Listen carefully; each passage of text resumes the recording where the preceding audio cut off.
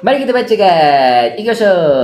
セブンイレブンを大きくした鈴木敏文さんが亡くなった. So, dia kata 7-Eleven telah meninggal dunia Suzuki Toshifumi yang telah membesarkan 7-Eleven.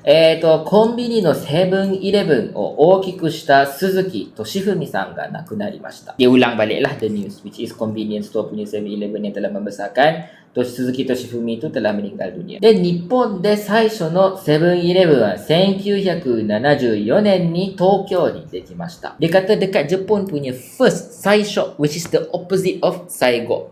So Saigo maksudnya terakhir, Saishok maksudnya terawal. So dia kata 7-Eleven yang terawal dekat Jepun dibina telah siap, dekimashita ni siap di Tokyo pada tahun 1974ということですね。鈴木さんは24時間営業を始めました。それまでは夜の間も開いている店は少ししかありませんでした。Suzuki Sang ni tadi, dia telah memulakan 24 jam punya Egyo. Egyo ni maksudnya 24 hour buka kedai. Egyo ni maksudnya berjual, berniaga, in operation.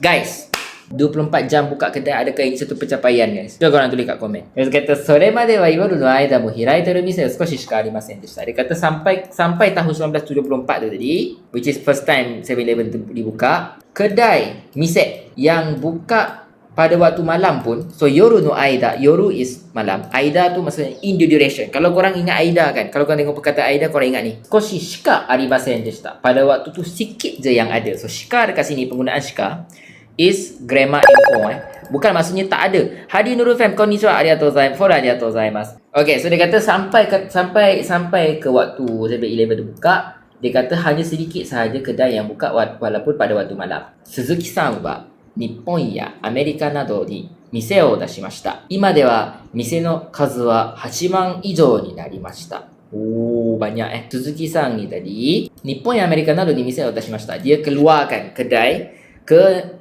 Jepun, Amerika dan sebagainya. So dia kata sekarang telah menjadi lebih daripada 80,000 kedai di seluruh dunia. Banyaklah kekko oi desu yo ne. Suzuki-san wa 5月18日93歳で亡くなりました. Suzuki-san ni pada 18 hari bulan Mei telah meninggal dunia pada tahun 93 tahun. Konbanwa sensei, konbanwa. Saya selalu confused dengan shika. Otak saya tak brain ayat negatif tapi masuk positif.